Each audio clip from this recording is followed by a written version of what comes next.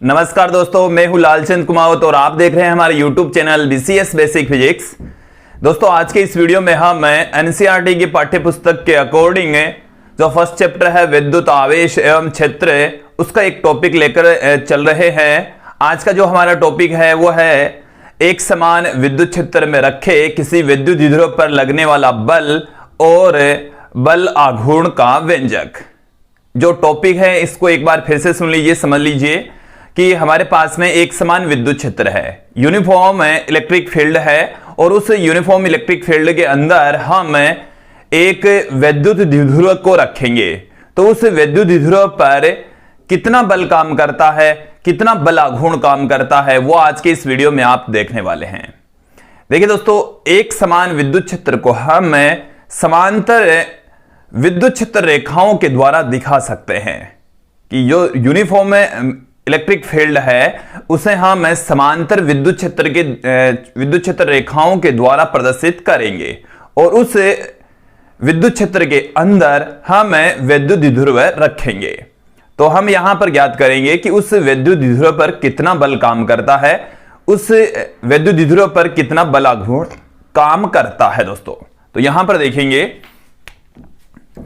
कि जो एक समान विद्युत क्षेत्र है उसको हम समांतर रेखाओं के द्वारा इस तरीके से प्रदर्शित कर सकते हैं। ये जो समांतर रेखाएं हम दिखा रहे हैं ये एक समान विद्युत क्षेत्र को प्रदर्शित करती है। तो यहां पर जो विद्युत क्षेत्र है उसको हम कह दें कि ई विद्युत क्षेत्र लग रहा है, कि ये विद्युत क्षेत्र है ई जो कि इस दिशा के अंदर काम कर रहा है। ये हमने समांतर विद्युत क्षेत्र रेखाएं दिखाई है जो कि यूनिफॉर्म इलेक्ट्रिक फील्ड को प्रदर्शित करती है। यहां पर आप देखेंगे कि ये हमने किसी विद्युत द्विध्रुव को दिखाया है और इस विद्युत द्विध्रुव के अंदर जो प्लस क्यू चार्ज है वो यहां पर रखा है और माइनस क्यू चार्ज है वो यहां पर रखा हुआ है। ये जो प्लस क्यू चार्ज है वो हम कंसीडर कर लेते हैं कि ये बिंदु ए पर रखा हुआ है और जो माइनस क्यू चार्ज है वो बिंदु बी पर रखा हुआ है। इस तरीके से विद्युत द्विध्रुव के अंदर दो समान परिमाण तथा विपरीत प्रकृति वाले आवेश होते हैं। तो प्लस क्यू तथा माइनस क्यू से बना हुआ एक आवेशों का निकाय होता है। तो यहां पर प्लस क्यू ये रहा, माइनस क्यू आवेश ये रहा और दोनों आवेशों से बना हुआ ये जो निकाय है इसको हम विद्युत द्विध्रुव कह रहे हैं और इसे हमने एक समान विद्युत क्षेत्र में रखा है। दोनों आवेशों के मध्य की जो डिस्टेंस है उसको हम यहां पर 2a लेकर चलेंगे। तो ये यहां से लेकर ये जो डिस्टेंस है वो है 2a। दोनों आवेशों के मध्य की जो दूरी है वो है 2a। और अब हम यहां पर देखने वाले हैं कि इन दोनों आवेशों पर कितना बल काम करता है। देखिए दोस्तों, एक बार तो इस डायग्राम को अच्छे से समझ लेंगे कि यूनिफॉर्म इलेक्ट्रिक फील्ड को हमने समांतर विद्युत क्षेत्र रेखाओं के द्वारा दिखाया है और इसके अंदर हमने एक विद्युत द्विध्रुव को रखा है जिसका प्लस क्यू चार्ज ये रहा, माइनस क्यू चार्ज ये रहा, दोनों आवेशों के बीच की डिस्टेंस 2a रही। अब दोस्तों, हम आपको बता दें कि यदि किसी विद्युत क्षेत्र के अंदर कोई आवेश रखा हुआ है तो उस पर एक विद्युत बल अवश्य काम करेगा। धनावेश पर लगने वाला बल सदैव विद्युत क्षेत्र की दिशा में होता है तथा ऋणावेश पर लगने वाला बल विद्युत क्षेत्र की विपरीत दिशा में होता है। एक बात दिमाग में फिट बैठा लीजिए कि धनावेश पर लगने वाला बल सदैव विद्युत क्षेत्र की दिशा में होता है और ऋणावेश पर लगने वाला बल विद्युत क्षेत्र की विपरीत दिशा में होता है। तो यहां पर जो धनावेश है उस पर विद्युत क्षेत्र की दिशा में बल लगेगा और उस बल को हम F1 से कंसीडर कर लें कि इस दिशा में बल लग रहा है और वो बल लग रहा है F1। और इस आवेश पर विद्युत क्षेत्र की विपरीत दिशा में बल लगेगा, उस बल को हम कह दें F2 से। अब यहां पर आप देखेंगे कि जो बल का मान होता है वो कितना होता है। विद्युत क्षेत्र की जो डेफिनेशन है उससे हम इस बल का मान पुट करेंगे। देखिए, विद्युत क्षेत्र की परिभाषा से हमें प्राप्त हुआ था E बराबर F बट्टे में Q और यहां से F बराबर Q इंटू में E प्राप्त होता है। तो किसी आवेश Q जिसे हम विद्युत क्षेत्र E में यदि रख देते हैं तो उस पर F बल लगता है। तो यहां पर जो लगने वाला बल है वो होगा Q इंटू ई के रूप में, Q इंटू ई के रूप में, और उसकी डायरेक्शन होगी विद्युत क्षेत्र की दिशा में। फिर आप यहां पर देखेंगे इस F2 का जो मान होगा वो भी Q इंटू ई के रूप में ही होगा, लेकिन इसकी डायरेक्शन विद्युत क्षेत्र की विपरीत दिशा में होगी, विद्युत क्षेत्र की विपरीत दिशा में होगी। अब यदि हम इनको सदिश के रूप में पुट करें तो F1 और E दोनों एक ही दिशा में, इसके ऊपर एक वेक्टर का निशान लगाया, इसके ऊपर भी वेक्टर का निशान लगाया, दोनों एक ही दिशा में होने के कारण से सीधा हमने वेक्टर निशान लगा दिया, कोई दिक्कत नहीं है। यहां पर आप देखेंगे कि F2 है विद्युत क्षेत्र की विपरीत दिशा में, विद्युत क्षेत्र इस दिशा में, तो दोनों एक दूसरे की विपरीत दिशा में होने के कारण से हम यहां पर एक नेगेटिव साइन दिखाएंगे। ये जो नेगेटिव साइन देख रहे हैं वो ये प्रदर्शित कर रहा है कि ऋणावेश पर लगने वाला बल तथा विद्युत क्षेत्र दोनों एक दूसरे की विपरीत दिशा में होते हैं। तो दोस्तों इतना आप लोगों को समझ में आ गया होगा कि धनावेश पर लगने वाला बल F1 बराबर Q इंटू ई, ऋणावेश पर लगने वाला बल F2 बराबर माइनस में Q इंटू ई वेक्टर। अब हम यहां पर देखेंगे कि इस वैद्युत द्विध्रुव पर टोटल बल कितना काम करता है। तो वैद्युत द्विध्रुव पर कार्यरत कुल बल, विद्युत द्विध्रुव पर कार्यरत कुल बल, तो देखिए वैद्युत द्विध्रुव पर कार्यरत कुल बल, जो भी बल काम कर रहे हैं उन सभी बलों के सदिश योग के बराबर होगा। तो यहां से आप देखेंगे दो बल काम कर रहे हैं, धनावेश पर लगने वाला बल कितना होगा प्लस Q पर बल, तो प्लस Q के ऊपर लगने वाला जो बल है वो है F1 बराबर Q इंटू ई विद्युत क्षेत्र की दिशा में, और माइनस Q पर लगने वाला बल और ये है F2 और ये होता है minus Q into E vector. इन दोनों का मान उठाकर हम वहां पुट कर दें तो हमें मिलेगा F वेक्टर बराबर Q into E vector minus Q into E vector equal to 0। इसका मतलब ये हो गया है कि जो वैद्युत द्विध्रुव है उस पर लगने वाला जो कुल बल है वो शून्य होता है। तो एक समान विद्युत क्षेत्र में रखे किसी वैद्युत द्विध्रुव पर लगने वाला कुल बल शून्य होता है। ये हमारे को रिजल्ट मिल गया है कि एक समान विद्युत क्षेत्र में रखे किसी वैद्युत द्विध्रुव पर लगने वाला कुल बल शून्य होता है। एक समान विद्युत क्षेत्र में रखे द्विध्रुव पर लगने वाला कुल बल शून्य होता है, लगने वाला कुल बल शून्य होता है। तो ये हमें मिल चुका है कि एक समान विद्युत क्षेत्र में यदि कोई विद्युत द्विध्रुव रख दिया जाए तो उस पर लगने वाला कुल बल शून्य होता है। बट अब यहां पर आप देखेंगे कि इस विद्युत द्विध्रुव पर बल आघूर्ण कितना काम करता है। देखिए कि दोस्तों हमने यहां पर प्राप्त कर लिया है कि एक समान विद्युत क्षेत्र में रखे किसी विद्युत द्विध्रुव पर लगने वाला कुल बल शून्य होता है, लेकिन आप इन बलों को देखेंगे तो ये पाएंगे कि दोनों बल परिमाण में समान होते हैं। F1 और F2 दोनों का परिमाण समान होता है, मतलब दोनों की जो वैल्यू है वो दोनों समान है। इसका मान भी Q इंटू ई, इसका मान भी Q इंटू ई होता है।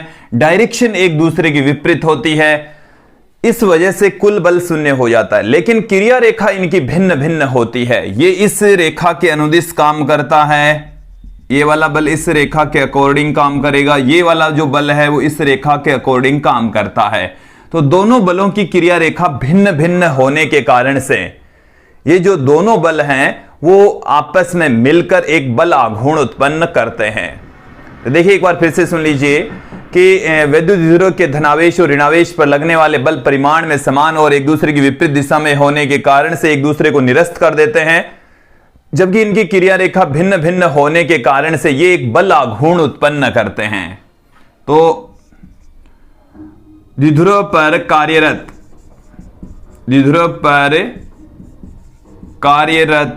बल परिमाण में समान परिमाण में समान व विपरीत दिशा में होते हैं, विपरीत दिशा में होते हैं।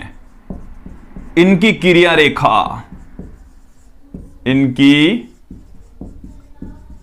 क्रिया रेखा भिन्न भिन्न होने के कारण, भिन्न भिन्न होने के कारण ये बल आघूर्ण उत्पन्न करते हैं, बल आघूर्ण उत्पन्न करते हैं। अब देखिए बल आघूर्ण किसके तुल्य होता है, बल आघूर्ण को किससे लिखा जाता है? बल आघूर्ण को हम टॉ से पुट करेंगे, टॉर्क कहा जाता है, टॉ से लिखेंगे। ये इस तरीके से बल आघूर्ण को रिप्रेजेंट किया जाता है। बल आघूर्ण क्या होता है कि यदि दो बल, देखिए बल आघूर्ण का मतलब यह है कि यदि कोई वस्तु किसी बल के अधीन घूर्णन गति करती है तो उस बल का मान तथा घूर्णन अक्ष से उसकी सीधी दूरी। बट यहां पर बलों का एक जोड़ा काम करता है, बल युग्म आघूर्ण कहलाता है। देखिए दो बल एक साथ काम करते हैं और उनकी वजह से जो वस्तु है, पिंड है, वो घूर्णन गति करता है, तो उस आघूर्ण को हम बल युग्म आघूर्ण कह देंगे। देखिए बल युग्म आघूर्ण की स्थिति में दोनों ही जो बल होते हैं वो घूर्णन गति कराने के लिए जिम्मेदार होते हैं, इसलिए बल आघूर्ण बराबर होता है दोनों में से कोई सा एक बल तथा दोनों बलों की क्रिया रेखाओं के मध्य की सीधी दूरी। तो दोनों बलों के क्रिया रेखाओं के मध्य की सीधी दूरी तथा बल का जो गुणनफल है उसको हम बल आघूर्ण कहेंगे, बल आघूर्ण कहा जाता है।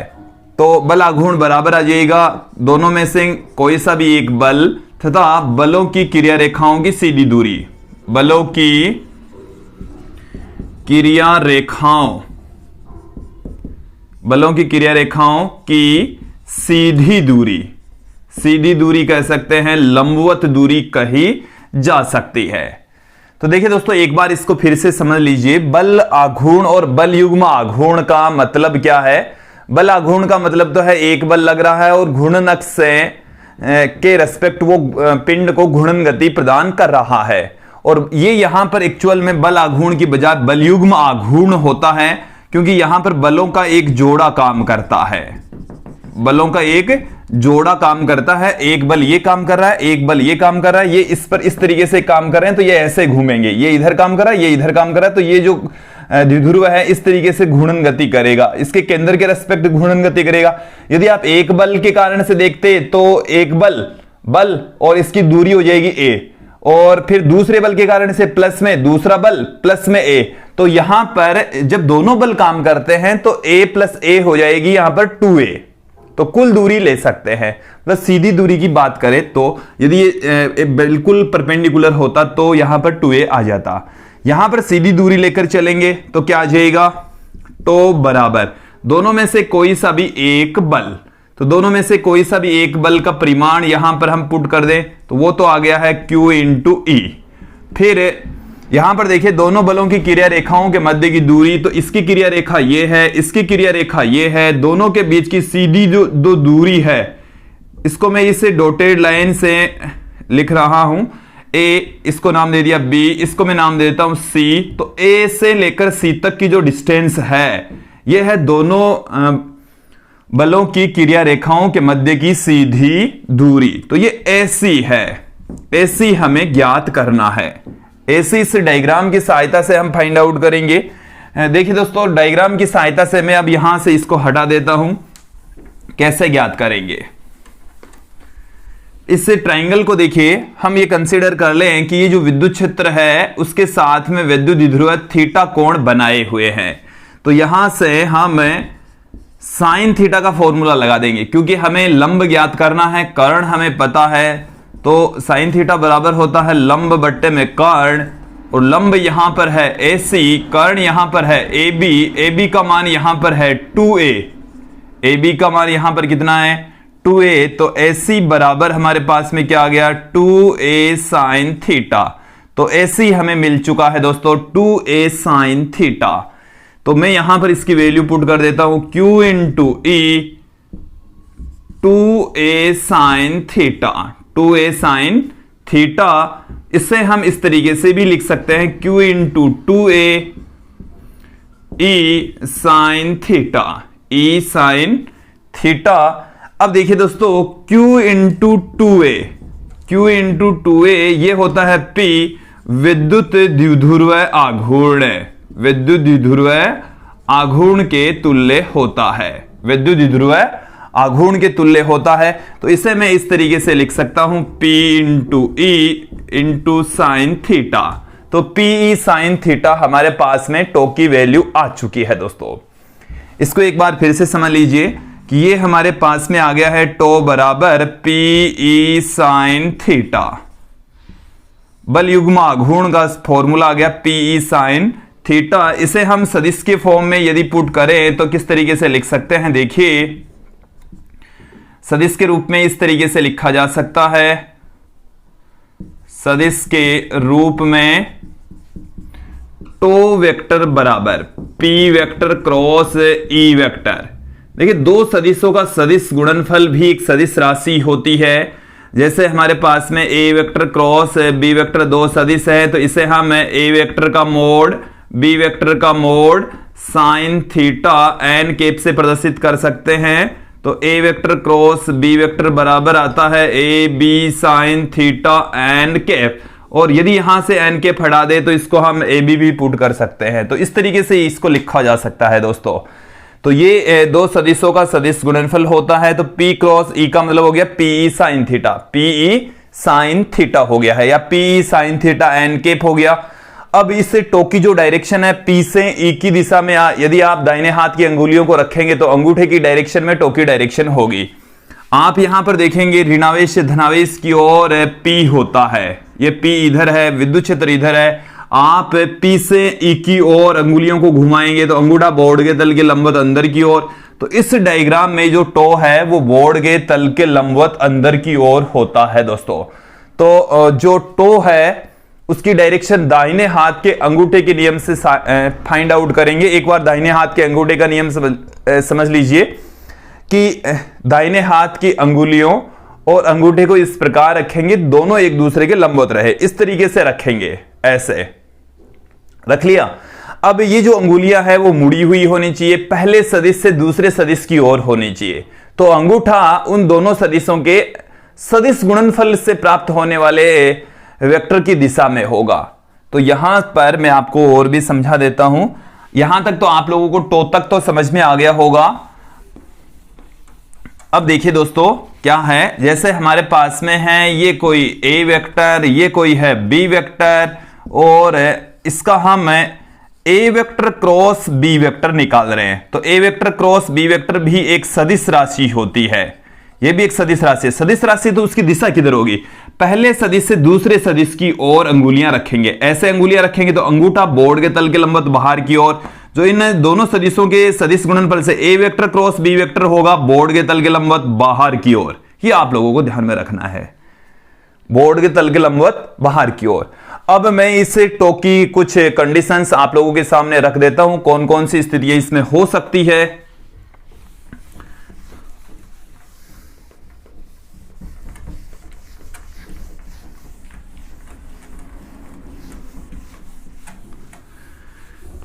देखिए टो का हमारे पास में फॉर्मूला जो आया है उसी फॉर्मूले को हम यूज में लेंगे। यहां पर टो बराबर हमें मिला है P ई साइन थीटा, P ई साइन थीटा। अब हम स्थिति फर्स्ट लेकर चल रहे हैं। स्थिति फर्स्ट हमारे पास में थीटा बराबर 0 डिग्री, थीटा बराबर 0 डिग्री। थीटा बराबर 0 डिग्री का मतलब क्या है कि ये हमारे पास में यूनिफॉर्म इलेक्ट्रिक फील्ड है, और इसमें ये जो वैद्युत द्विध्रुव रखा हुआ है इसमें ये प्लस क्यू चार्ज है, ये माइनस क्यू चार्ज है, और इसमें ये विद्युत क्षेत्र इस दिशा में, पीबी इसी दिशा में, इस पर F1 इधर लग रहा है, F2 इधर लग रहा है। इस स्थिति में ये ऐसे वाली स्थिति में है, और इस पर बल इधर लग रहा है, इस पर बल इधर लग रहा है। इस स्थिति को हम कहते हैं स्थायी संतुलन की स्थिति। ये जो वैद्युत द्विध्रुव है वो घूर्णन गति नहीं करेगा, इसको हम स्थायी संतुलन की स्थिति कहते हैं। कि इसे हम क्या कहेंगे, स्थायी संतुलन की स्थिति, स्थायी संतुलन की स्थिति का मतलब है कि जो वैद्युत ध्रुव है वो विद्युत क्षेत्र के साथ में 0 डिग्री के कोण पर अवस्थित है, मौजूद है। अब यहां पर आप देखिए, जब थीटा बराबर 0 डिग्री होता है तो साइन थीटा का मान हो जाता है 0। साइन 0 का मान होता है 0, तो टो बराबर कितना निकल कर आएगा 0। तो बल आघूर्ण 0 हो जाता है, क्योंकि दोनों बल परिमाण में समान, एक दूसरे की विपरीत दिशा में और एक ही क्रिया रेखा पर मौजूद होते हैं, इसलिए बल आघूर्ण भी 0 हो जाता है दोस्तों। तो यहां पर बल आघूर्ण 0 हो जाएगा। स्थायी संतुलन की स्थिति में बल आघूर्ण 0 होगा। दूसरी क्या है स्थिति? थीटा बराबर 90 डिग्री। थीटा बराबर 90 डिग्री वाली स्थिति में ये एक समान इलेक्ट्रिक फील्ड है, एक समान विद्युत क्षेत्र है। इसमें इस तरीके से धनावेश और ऋणावेश रखे हुए हैं। ये धनावेश हैं, इस पर बल इधर लग रहा है, इस पर बल इधर लग रहा है, और ये बल, ये अब की बार इनके मध्य की जो दूरी है वो सर्वाधिक होती है, सर्वाधिक होती है। बल आघूर्ण भी सर्वाधिक काम करता है। देखिए थीटा बराबर 90 डिग्री, तो साइन 90 का जो मान है वो होता है 1, और वो सर्वाधिक होता है, वो मैक्सिमम होता है। तो टो का मान भी कितना हो जाएगा? पी साइन थीटा बराबर पीई, और ये भी जो मान होता है टो बराबर पीई, वो होता है मैक्सिमम, सर्वाधिक होता है दोस्तों। तीसरी और अंतिम कंडीशन यहां पर देख लेंगे आप लोग, थीटा बराबर 180 डिग्री। थीटा बराबर 180 डिग्री का मतलब समझ लीजिए, ये भी काफी इंटरेस्टिंग पोजीशन है इसकी। इस तरीके से एक समान विद्युत क्षेत्र है, और इस विद्युत क्षेत्र के अंदर ये हमने वैद्युत ध्रुव रख दिया है, इस पर प्लस क्यू चार्ज इधर, माइनस क्यू चार्ज इधर। अब की बार इस वाली स्थिति से ठीक अपोजिट है। देखिए प्लस क्यू इधर है, इसमें प्लस क्यू इधर है, इसमें माइनस क्यू है, इसमें इधर है। इस प्लस क्यू के ऊपर तो बल इधर ही लगेगा, देखो इस दिशा में लगेगा, इसके माइनस क्यू के ऊपर विद्युत क्षेत्र की विपरीत दिशा में बल लगेगा। दोनों बलों का परिमाण समान है, डायरेक्शन एक दूसरे के विपरीत है, क्रिया रेखा भी समान है, बल आघूर्ण तो 0 हो जाएगा। देखिए कोस 180 डिग्री का मान, सॉरी साइन 180 डिग्री का जो मान है वो भी 0 होता है। तो टो बराबर हमारे पास में पीई साइन थीटा बराबर 0 आ जाएगा। लेकिन इस स्थिति को हम कहते हैं अस्थायी संतुलन की स्थिति। इस स्थिति को हम अस्थायी संतुलन की स्थिति कहते हैं। यदि इस स्थिति से, यदि इस ध्रुव को थोड़ा सा भी घुमा दें, यदि ये वाली स्थिति यहां, ये आवेश यहां पर आ जाए, ये आवेश यहां पर आ जाए, इस पर बल इधर लग रहा है, इस पर बल इधर लग रहा है, तो ये घुमाकर, इसको ऐसे घुमाकर इस वाली स्थिति में ले आएगा, इस स्थिति में ले आएगा। तो इस स्थिति को हम कहते हैं, जब 180 डिग्री होता है अस्थायी संतुलन की स्थिति, इस स्थिति में भी बल आघूर्ण 0 होता है। बट यदि इस स्थिति से द्विध्रुव को थोड़ा सा भी यदि हम घुमा दें, विस्थापित कर दें, तो ये अपने जो स्थायी संतुलन की स्थिति होती है उसमें लौटने का प्रयास करता है। तो इस स्थिति को हम कहेंगे, जब थीटा बराबर 180 डिग्री, तो इसे अस्थायी संतुलन की स्थिति कहा जाता है। अस्थायी संतुलन की स्थिति कहलाती है, अस्थायी संतुलन की स्थिति इसे हम कहते हैं, कहा जाता है दोस्तों। तो ये था बलयुग्म आघूर्ण की तीनों स्थितियां। तो दोस्तों आज के इस वीडियो में आपने देखा कि किसी वैद्युत ध्रुव पर कितना बल काम करता है तथा उस पर लगने वाले बल युग्म आघूर्ण का व्यंजक। और मुझे उम्मीद है आप लोगों को ये जो वीडियो है वो अच्छे से समझ में आया होगा। आज के लिए इतना ही, धन्यवाद दोस्तों।